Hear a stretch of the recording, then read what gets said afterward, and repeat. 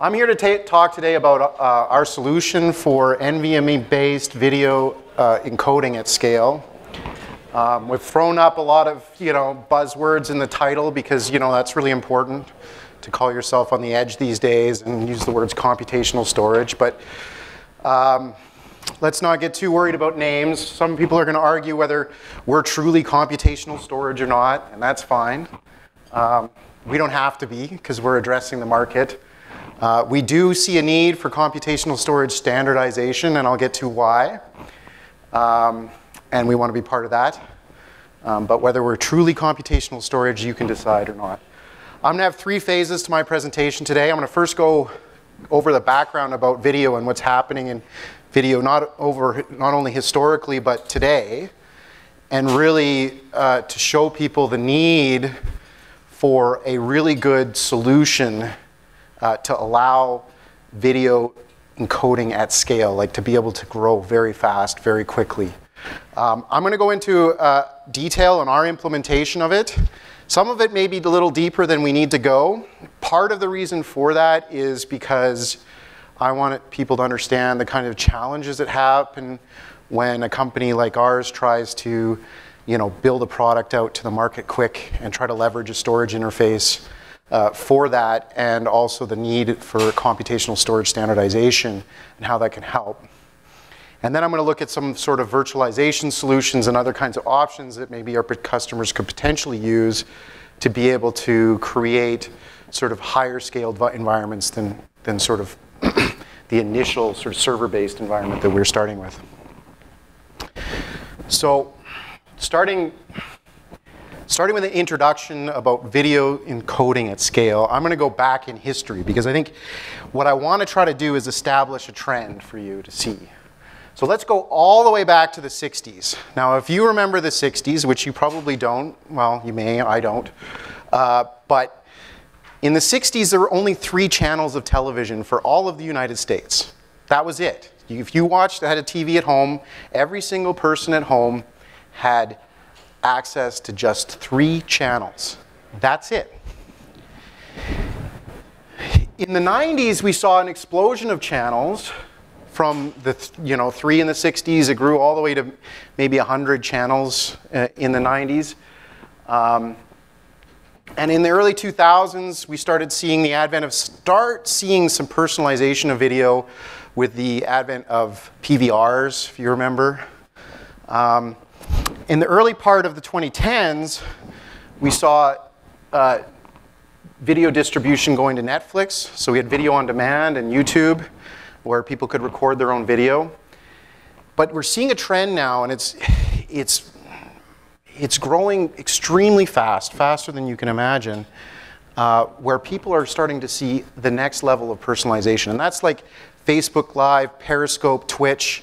I don't know if you have teenage kids, but every parent that I know that has teenage kids all want to be Twitch superstars.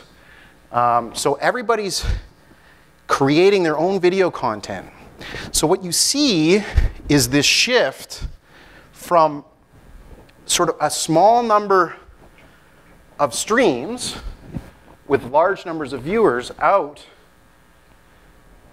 to a large number of streams with very small number of viewers. So your Twitch channel might have 10 people watching it. Or your live video might have, your Periscope feed might have 5 people watching you. But each one of these video feeds needs to be distributed.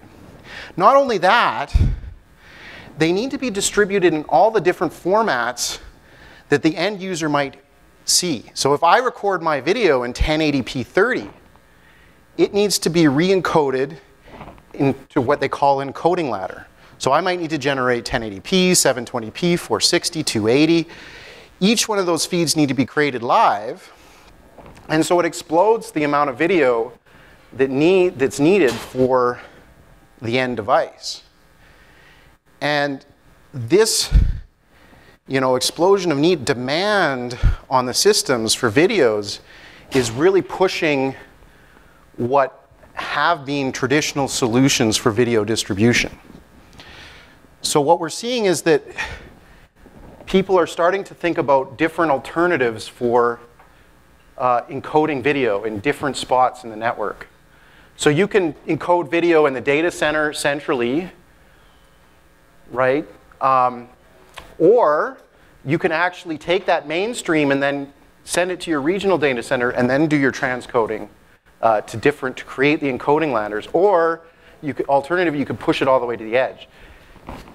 The bandwidth, the cost bandwidth of these connections between the data center and the region, or the region and the edge, can be very, very expensive. So these CDNs, these content distributor networks, they're really looking at ways of saving costs. So they want to push the encoding ladder generation further and further towards the edge.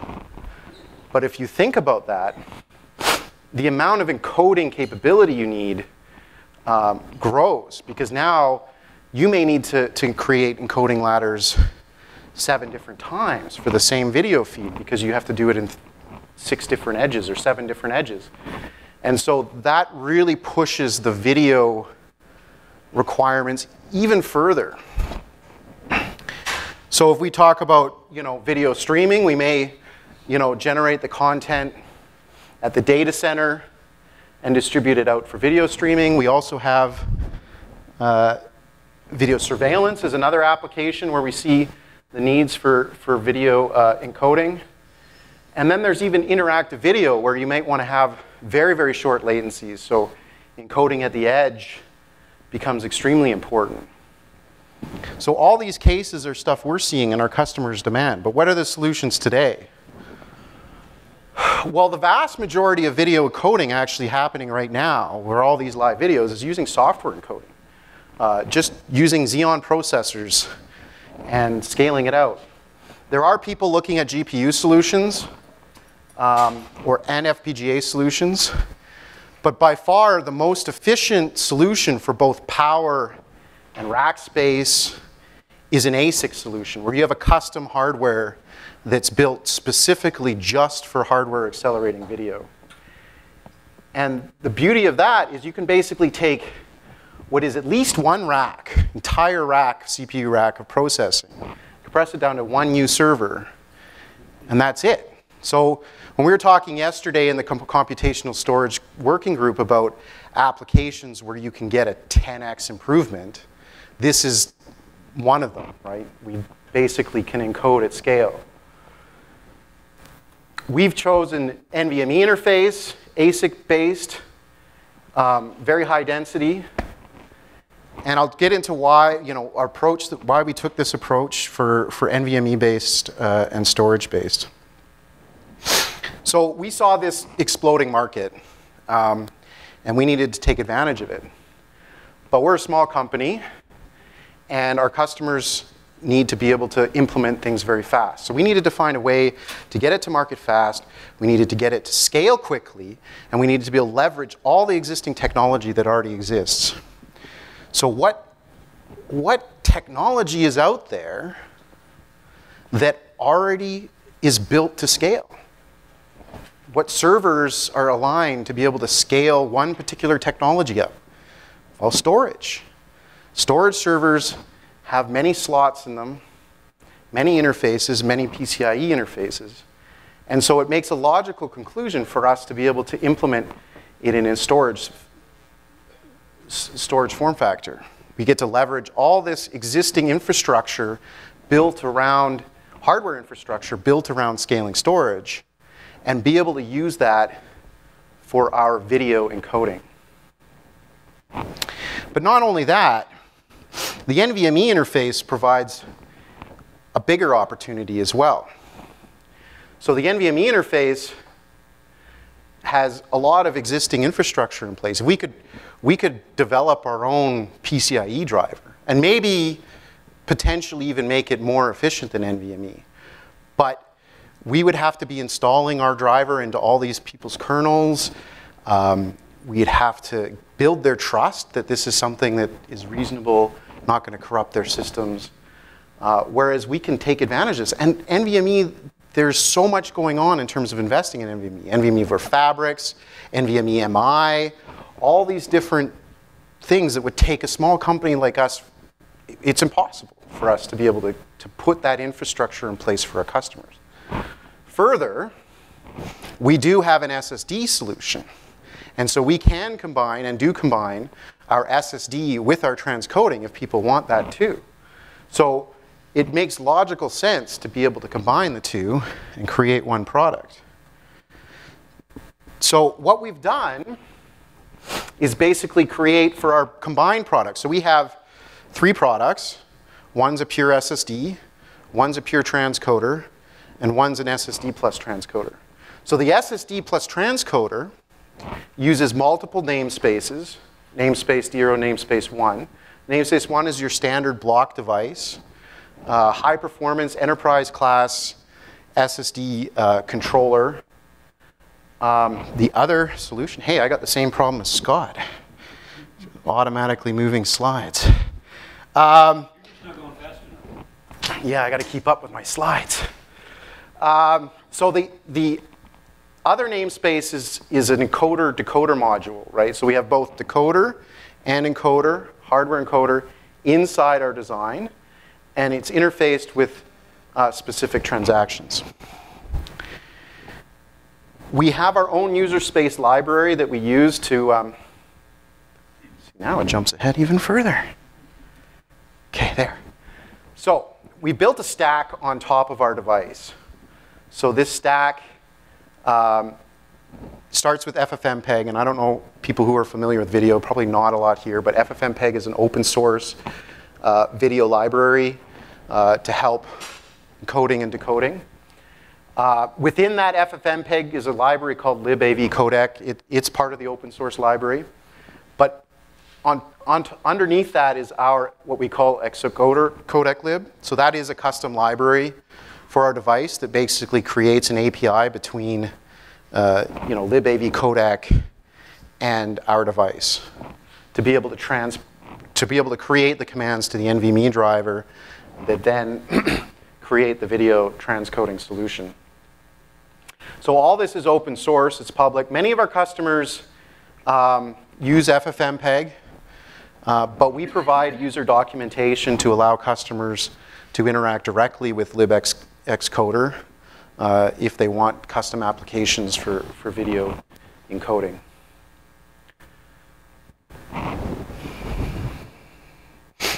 How we interact with this device is what we use vendor-specific commands. It calls a kernel function called ioctl, some people call it ioctl, which then sends commands to the NVMe driver.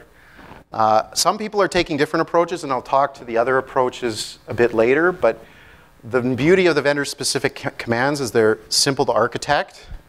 It's very intuitive in nature. The ioctl path isn't the most optimized, but if you're talking about video, where we may need to do just 10,000, maybe 50,000 IOPS, it's not a big deal that it's not perfectly optimized. It does require administrative privileges, which some people may not like to use super user for everything. The Windows support for vendor-specific commands is just new. I think it was introduced in May, and it has its own set of issues. And currently right now, as far as I'm aware, maybe people in this room know more than me, but when my engineers tried using NVMe over Fabrics, we had trouble getting the vendor-specific commands to work properly. So that's probably a feature coming down the pipe later on. Give you an example. This is just an example of the kinds of things that we do with our library. So we have an open, a close, a query. So you can just query the device. You can do writes and reads. So writes are basically, you want to transfer, say if you're doing a decode, you transfer encoded data to the device. And then for encode, you would transmit uncompressed data to the device.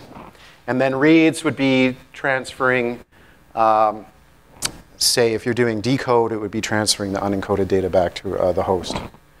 And so we implement this. I'm just going to give some sample commands, just to give you a feeling. For those who are familiar with NVMe, vendor-specific commands, there's a bunch of vendor fields that you can use.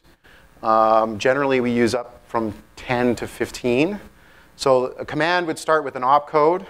So for open, for example, we just use 61, pretty arbitrary kind of opcode. And then we'll send in command word 10, we'll send the configuration data. And then when it completes, it'll tell which encoder instance was opened. For write, we have a separate opcode for that. Again, you put which decoder ID you're writing to, the instance, format, stream, all that data gets put into one of the command words. So this is very clean solution, I think, in terms of using the vendor-specific commands. Oh, go ahead. Sorry, I don't understand the vendor-specific command. You see we're looking off the level, right? So usually when you have a video that comes in a file, who does the transmission of where the blocks, where you have all of bands, CD, the blocks you want to do? So this is not really block-based. So what we actually do is we send the PRPs directly to the device of where, so we have a memory buffer in the host system that contains the frame, right? The encoded frame or unencoded frame. And then we pass to the device the PRP for that memory space. And then we do a DMA of that memory space directly to our device. So it's not block-based. We just use the NVMe phase. For the encoder-decoder part of it, it's not block-based at all.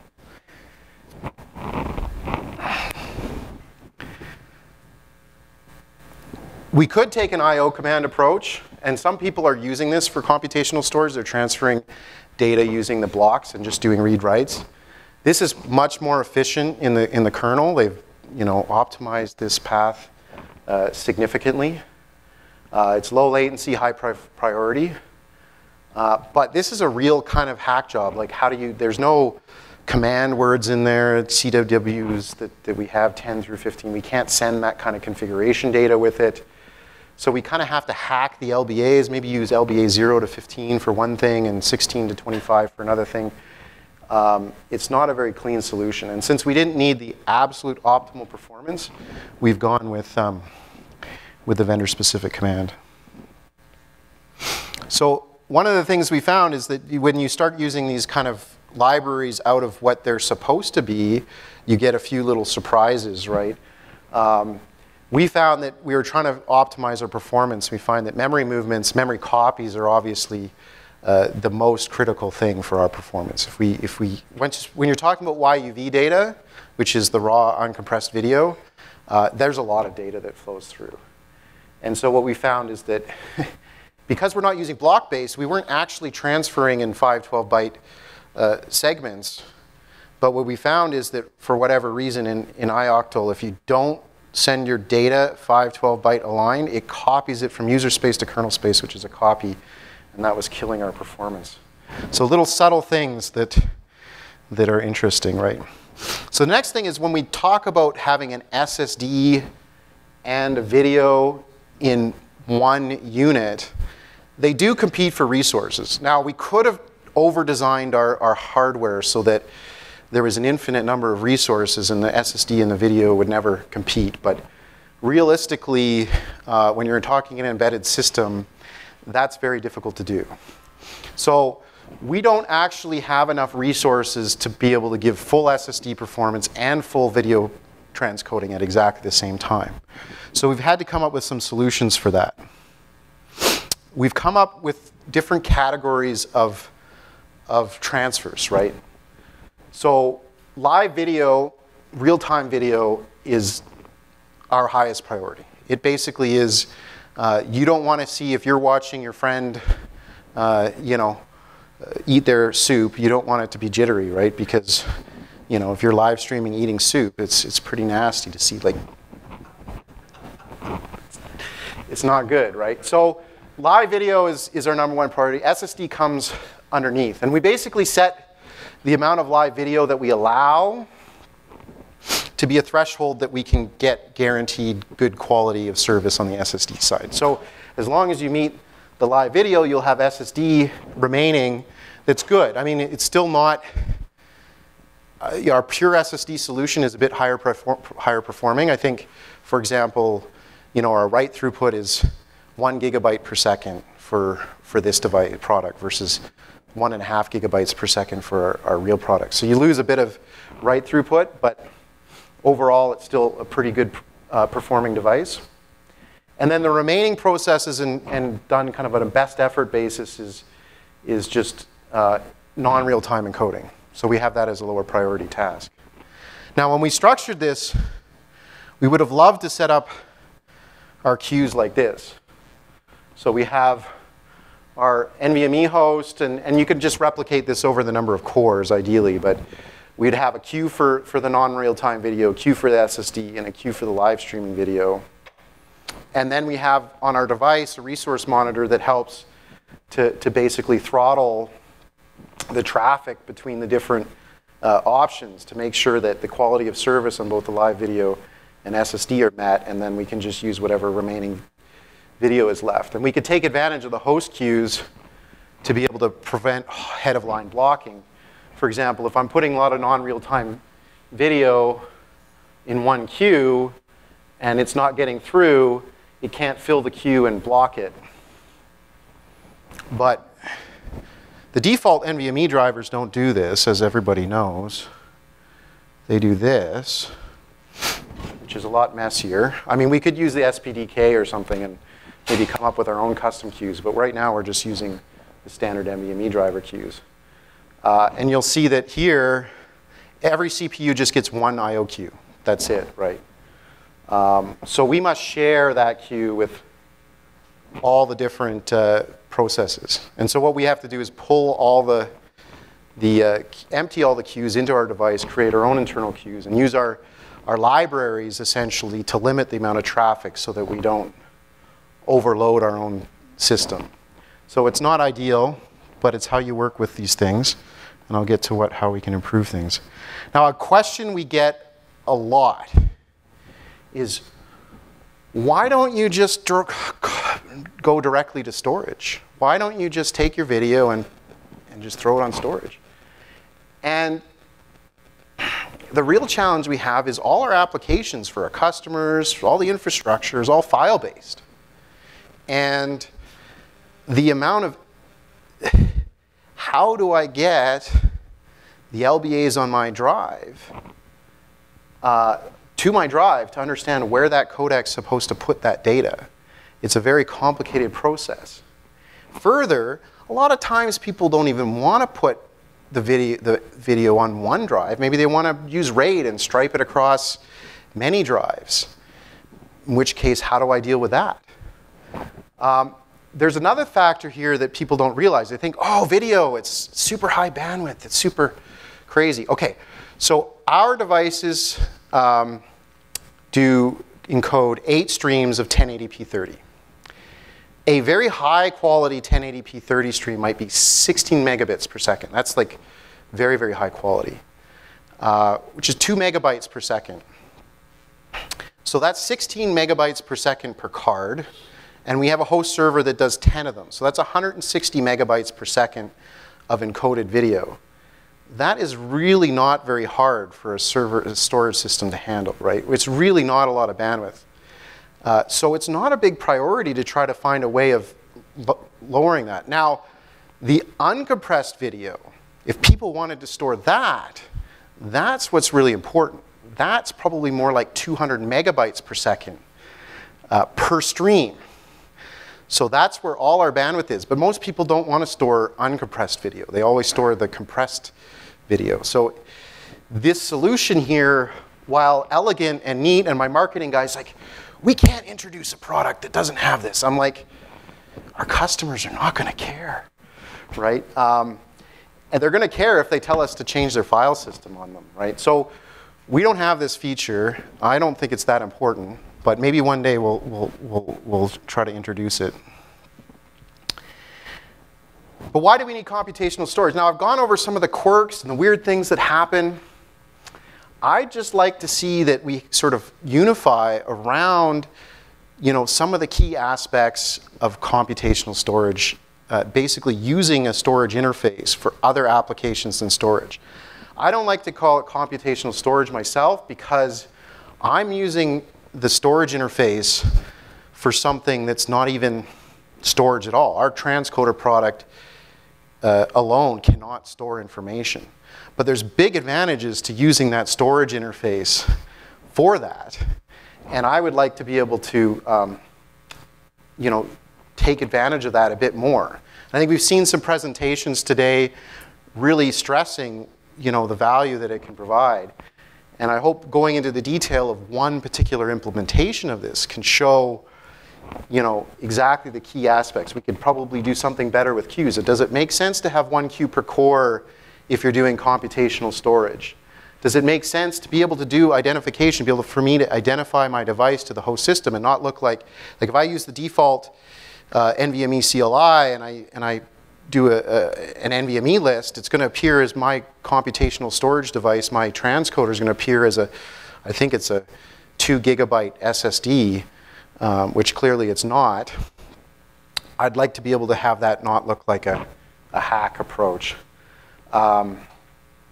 And maybe one day we can provide hooks to be able to allow file-based access or some sort of maybe key value or some aspect that makes it easy for me to translate, you know, applications into being able to directly store onto my drive.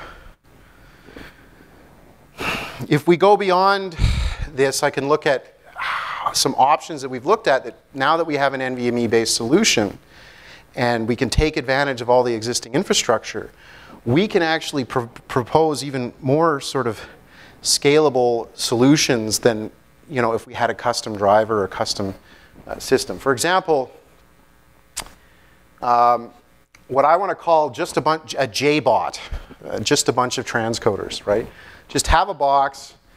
All it's got is transcoders. Now, there's two ways you can implement this. You could use NVMe over Fabrics, or you could use the kind of solution that Supermicro was presenting the other day, where you just have a PCIe switch and then have it connected with mini SAS cables to the host system. But the main thing is, want to be able to sort of separate the storage, the transcoding, and the compute, because our customers may need different amount of compute depending on their application. So a lot of times you may do a straight transcode, like 1080p to 1080p. So you may go 1080p, like 16 megabits per second, and then you may say, I want a lower quality, so lower bandwidth version. So I might go to 2 megabits per second. That requires a very small amount of compute. Other people may need deinterlace. Deinterlace is, you know, it's surprising how much interlaced video is out there right now. And if you want to deinterlace a video and not make it look like total, a really bad quality video, it's actually quite a bit of CPU. Not nearly as much as encoding, but when we're talking about how much we cut down the CPU usage, it's quite high. And scaling also is a CPU user. And so that costs us a lot of CPU. So that variability in compute would mean that it makes sense to kind of separate the compute and then allow, you know, different applications to be able to sort of optimize their compute to transcode ratio, rather than if you put everything in one host system, you've got a set amount of compute for the set amount of transcode. And people rolling this out, you know, these transcoders are rolling out in a very large scale, right? So we'll have customers that are buying, you know, tens of thousands of units of these things. So optimizing that is an important part for them. The other option that we can provide our customers is to be able to use virtualization. So you can use a hypervisor to be able to expose the NVMe device to a virtual machine. And we've tried this out. It works well. And we've checked performance, and actually it performs just as good through a hypervisor as it does with direct connection.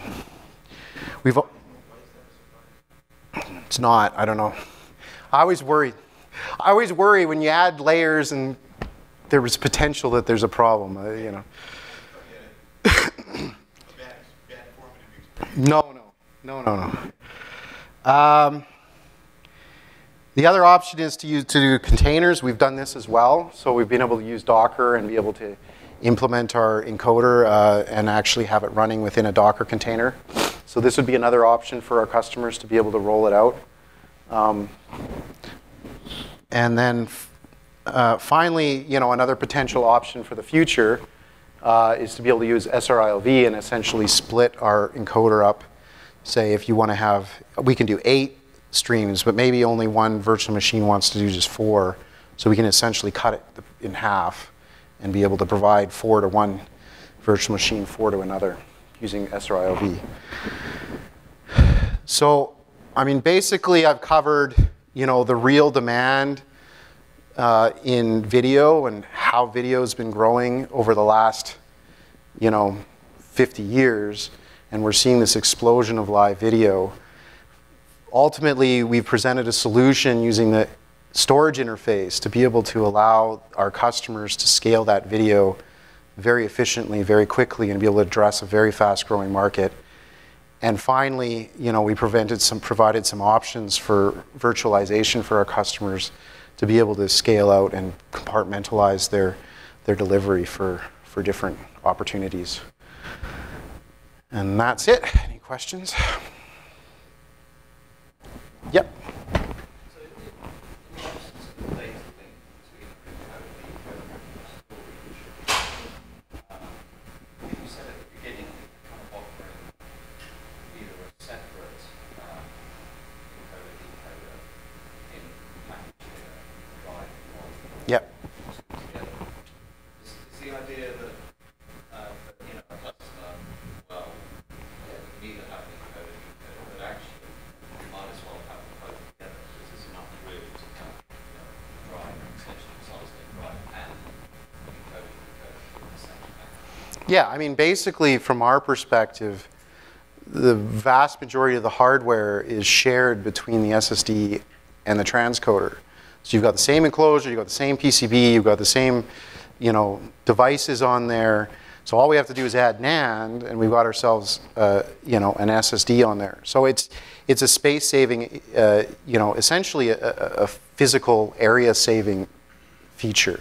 Plus, we're using up all the slots on the host system for the transcoder. We want to be able to take advantage of that. So if you want to put storage on there, now you've got to use one of the slots up for storage. So if we can sort of allow that slot to be used for both storage and transcoder, we can sort of really be efficient for physical area.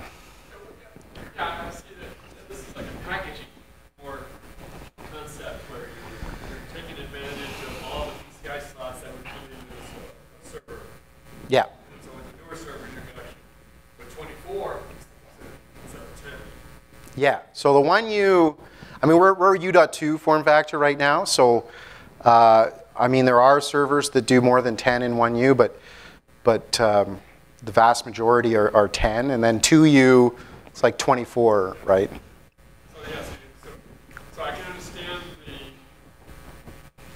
but I'm still wondering why you could have used something other than NVMe and still done the packaging. I mean, essentially the interface is PCIe, so we could have done something different. But like I said, we don't get to leverage all that exists, all the infrastructure that already exists for NVMe, right? Yeah, but we solved them.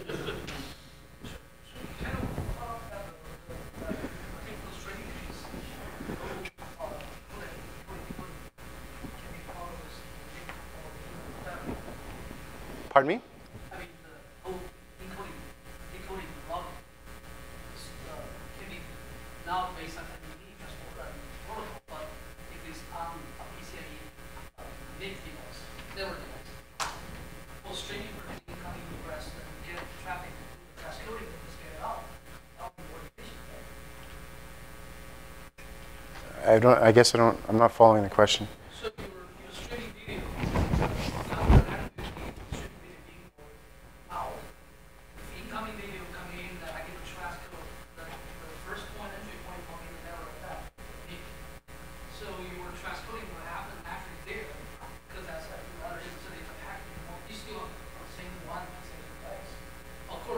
now you're going to have to change your software stack. It's not going to be an NVMe PRP to do that, but it's going to be whatever on the network.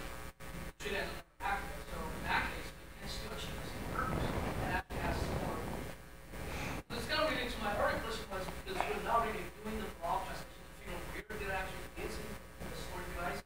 So it seems to be there's not a tight bound of the online storage device versus coded part. And that can also be to any amount of easy device which is closest to your. Yeah, I mean, most customers do some processing on the video, either the uncompressed video or even the streams, incoming streams. They can split the streams, they can change the audio, they can do different things. So generally you have to come into a host system anyways. You have to come onto the processor, you have to take that video on, and we decompress it, and then we send the uncompressed video back to the host, and the host can do what it wants with it, right? So it will add overlays, it will scale it, it will do deinterlays, all these different things that it will do, and then it'll send the video back to us to be compressed, to be sent back out again, right? So you could do it on a NIC. I think at FMS I talked to one of the smart NIC companies, and they were like, yeah, we could do video, but I think the scale of video that they're talking about is nowhere near where we are, right? Like we're talking about 80 1080p streams per 1U server. That's just like out of the picture for a smart NIC to even think about doing, right?